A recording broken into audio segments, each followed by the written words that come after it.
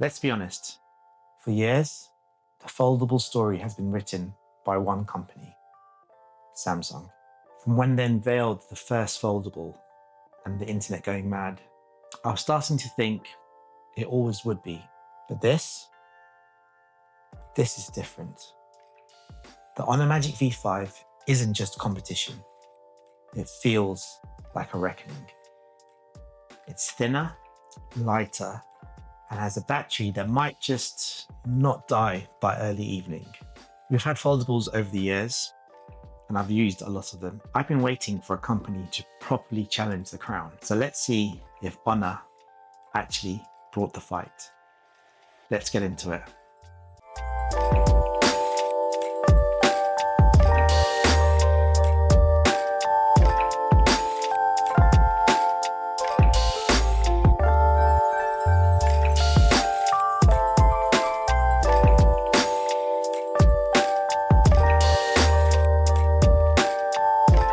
Quick update before we dive in.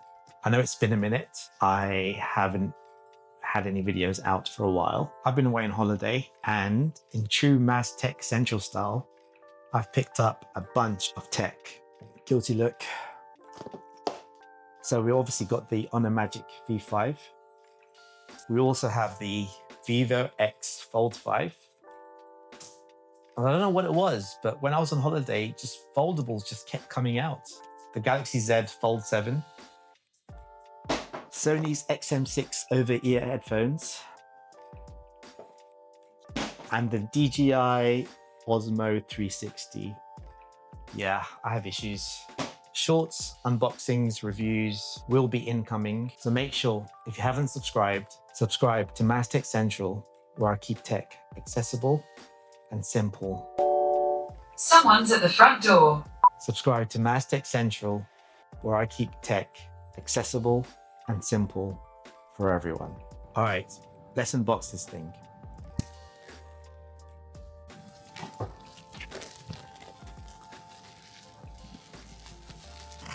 First out, the phone.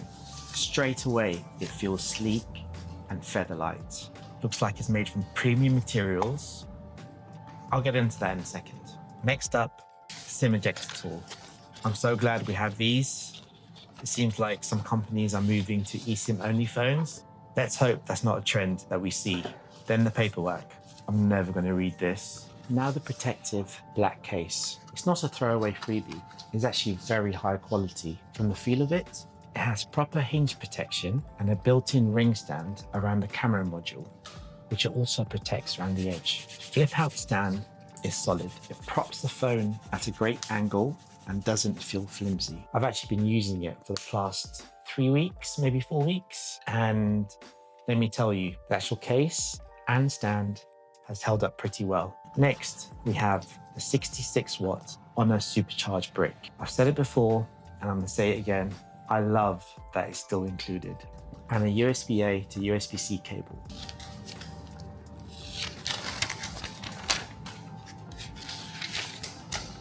Everything you actually need to get started is right here.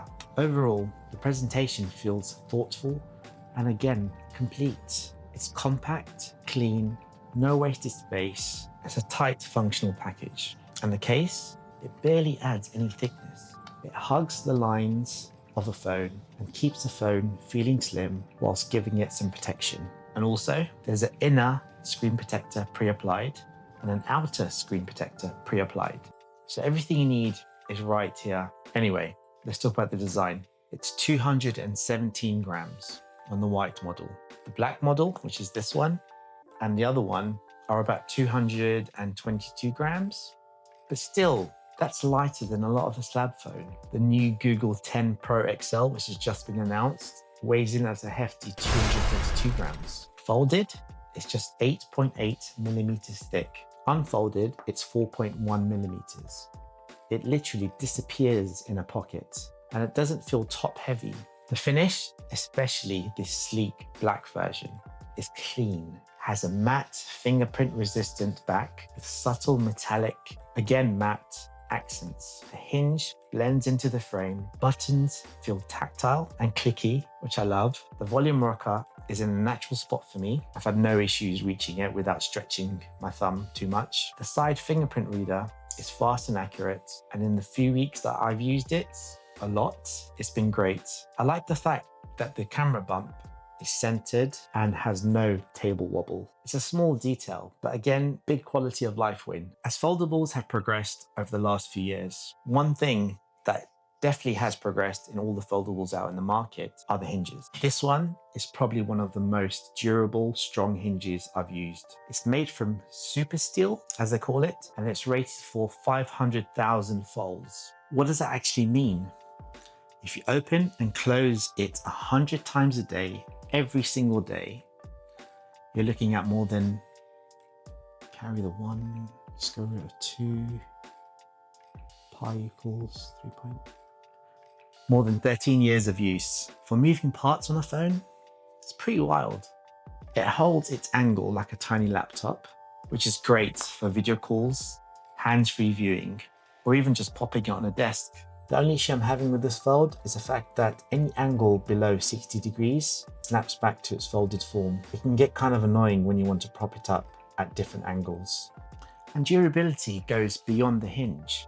You get IP58 and IP59 ratings. In simple terms, IP58 refers to dust protection. Fine particles are much less likely to get into critical parts of the phone. And the IP59, it means it can handle high pressure water jets. Now, I know no one's going to be sticking it into a dishwasher or putting a hose to it, but to be honest, it just gives me comfort to know that it's not just splashes that it's covered against, but pressurized water. In short, this is a foldable you can actually live with. The outer screen is 6.43 inches. I'm a big fan of big outer screens, but to be honest, having it slightly smaller is actually quite nice.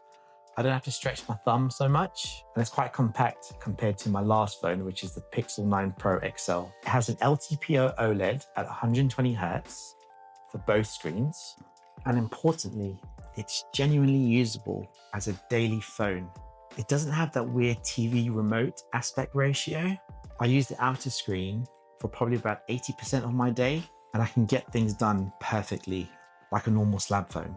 But once you open it up, you get a 7.95 inch inner OLED, also LTPO, also 120 Hz. Both screens can hit up to 5,000 nits peak brightness. So your daily use in the bright sunshine and where I've been on holiday, no issues at all. And the crease, phone manufacturers are getting so much better at making the crease less visible. Yes, you can see it when the light hits it a certain way, but running your finger over it, it's subtle, very, very subtle. When content fills the screen, you completely just stop noticing it. Both displays use something called ultra high frequency 4,320 Hz PWM dimming. Now, that's a bit of a mouthful, but in plain English, it basically means at low brightness, some screens flicker in a way your eyes can feel, even if you can't see it. This reduces that flicker dramatically, and the result? Less eye strain when you're doom scrolling at night. We've all been guilty of that, right? Honor have also used something called 8T LTPO tech here. That basically means the panel uses more transistors per pixel for efficiency. But for us, it means smoother refresh rate shifts. So when you're moving from 1 Hz to 120 Hz, it lowers the power draw, and at the end of the day, it gives you better battery life without sacrificing visuals. And the visuals on here, stunning. I love the colors on here, how they pop even in bright sunlight on both screens. Under the hood is the Snapdragon 8 Elite. This is Snapdragon's latest and greatest chip. It's fast and efficient. And for those gamers out there, this is going to run your games smoothly, efficiently, and with less frame drops. The memory and storage are generous out of the box. This phone comes with 16 gigabytes of RAM and 512 gigabytes of storage as standard. So for anyone who doesn't utilize cloud storage, you've got plenty on here, and then some. 5,820 milliamp hours in the global model, but in China, They have 6,100 milliamp hours. Still, these are huge numbers, but the chemistry here is the cool part. Honor's using a second generation silicon carbon battery. About 15% of the anode uses silicon instead of just graphite. I'm nerding out here a little bit, but why does that matter? Silicon can hold more lithium ions than graphite. More energy in the same physical space. That's how you get a big battery in such a thin phone. It translates to longer screen on time and less battery anxiety. Charging is fast. I'm not sure why some of the major phone manufacturers aren't jumping on this trend. Because even though I was running this on holiday with 2 SIM cards, taking pictures and videos all day, I didn't have to worry about recharging it. But if I did run short, this has 66 watts wired charging, which charges it so quickly, and 50 watts wireless. So if you're in a pinch, you'll have no issues charging your phone up. And for a foldable, that's excellent. A flagship foldable needs a real camera system. Now, this isn't going to be as good as some of the slab phones out there, like the Vivo X200 Ultra, or even the Xiaomi 15 Ultra, or even the incoming Apple 17 Pro series, or the Google Pro series, but it's pretty close. I think for a foldable, this one delivers. On the back, you have a 50 megapixel main camera with a f1.6 and optical image stabilization. You have a 50 megapixel ultra wide camera with autofocus, so it can double up as a macro lens, and a 64 megapixel periscope telephoto lens, which has 3 times optical zoom, which has worked pretty well in my opinion, up to 100 times digital zoom. Who's going to use 100 times digital zoom? But anyway, it's there. OIS and a bright f2.5 with a large sensor. Selfies are flexible. There's a 20 megapixel camera on the outer screen and another on the inner screen. Or you can flip the phone, use the main cameras, and preview on the cover display for the highest quality selfies. My early impressions of the image quality. Details are strong, dynamic range is reliable on the main cameras. The ultra-wide holds lines nicely without heavy distortion, which is good to see. And the periscope telephoto is sharper than you expect at longer zooms. Not hundreds, 10 times zoom maybe. Some of you might find that the processing can run a touch aggressive on sharpening in portraits, but in my testing, I like it. I really like the results. I'll test this thoroughly in a full camera comparison with the Vivo X Fold 5, but also the Samsung Galaxy Z Fold 7.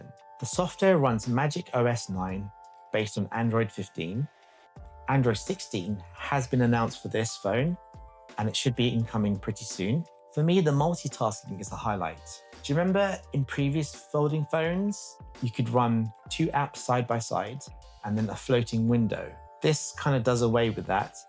This time you can run 3 apps side by side at the same time and still bring in floating windows. I don't like the floating windows part so much, but the 3 apps running side by side is pretty cool. You can save app pairs, drag and drop, and resize freely. It's really intuitive and versatile. Honor Share now supports iOS and Mac OS too. What does that mean? It basically means you can send files between this phone and a Mac or an iPhone. No cables, no weird workarounds. For me, that's a big win if you live in a mixed ecosystem. There's also Gemini Live, which has been integrated throughout Honor's phone. That means smarter contextual help, live translation, helpful prompts that adapt to how you use the phone. It's subtle, but once you get used to it, you'll miss it on other devices. Here's something interesting for those who like stylus inputs. Because Honor have managed to squeeze in a digitizer layer on this phone, it means the support for the Honor Magic Pen. It's a separate purchase and it doesn't attach to the phone in any way. It comes in its own case. You get 4096 levels of pressure sensitivity, instant ink response, dual screen handwriting support, which means you can use it on the outer screen and inner screen, and it has quick notes for capturing ideas very quickly. For artists, note takers, and document signings, it is genuinely useful. Personally, I don't use a pen day to day for my phone. I actually use my remarkable Paper Pro, but I'm glad the option exists because I know many of you love your stylus. I want to dive into a few things I've noticed using this in the real world. The crease looks better in person than it does on the photos and camera, so don't worry about it. It's actually very subtle. The case that the phone comes with barely adds any thickness, even with the hinge protection and built-in stand. So if you are one to use a case, then my advice is just to use it and enjoy it. Plus, not everyone likes going naked, right? And overall, the balance in the hand is excellent. It doesn't actually feel top heavy, it just feels just right. Here's why the Magic V5 stands out for me. It's thinner than almost any foldable you can buy. We've got to a point now where one side is barely thicker than the USB-C port. The hinge is rated for 500,000 folds. It's basically going to last you over its lifetime, so don't worry about the hinge from my experience. Both displays are bright, smooth, and easier on the eyes. Battery life is strong thanks to silicon carbon chemistry. I use this on holiday every day. Took it off charge around 7 in the morning, had 2 SIMs with mobile data and Wi-Fi, and took photos and videos all day long. And I still got home with around 20% battery. And on the days that I didn't, the phone has 66 watts wired charging and 50 watts wireless charging. So if you really do need it in a pinch, the tech is there to make sure you're up and running as quickly as possible. It has the latest and greatest Snapdragon 8 Elite chipset, coupled with 16 gigabytes of RAM and 500 gigabytes of storage as standard. The Honor Magic V5 has a versatile, capable camera system with a decent zoom. The multitasking uses the big screen properly, and ecosystem features that finally play nice with iOS and macOS. This isn't just a cool new foldable, it's a real swing at the crown. This has been one of the most exciting devices I've tested in a while. As mentioned, I was testing this, the Honor Magic V5, along with the Vivo X Fold 5 and the Samsung Galaxy Z Fold 7. I probably look like a crazy person taking a different phone out of each pocket every time I needed to take a picture or a video. But anyway, for years, foldables felt like a compromise. This, honestly, feels like the compromise is almost over. But we're not done. I've got the Vivo X Fold 5 and the Galaxy Z Fold 7 right here. Full comparison videos are coming. We'll see how the Magic V5 stacks up when the gloves really come off. If you enjoyed this video, give it a thumbs up, drop your questions in the comments. Does the Honor Magic V5 make foldables mainstream for you yet? Let me know, I'd love to hear what you think. I'm Maz. This is MazTechCentral, where I like to keep things simple and accessible for everyone. Thanks for watching, and I'll catch you in the next one.